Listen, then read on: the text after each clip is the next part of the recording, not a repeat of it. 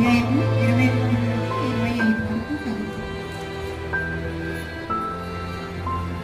పరిశుద్ధ గ్రంథం నుండి కొత్త నిబంధన గ్రంథంలోని పుస్తకములు యోహాను సువార్త 2వ అధ్యాయము 23 నుంచి 25 వరకు చదువుతాం.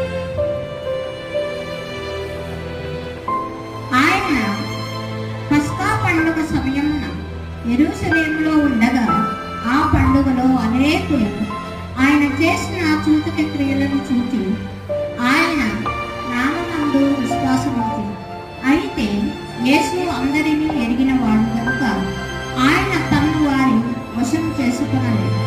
ఆయన మనుష్యుని అంతర్యమును ఎరిగిన వాడు గనుక ఎవడును మనుష్యుని గురించి ఆయనకు సాక్షి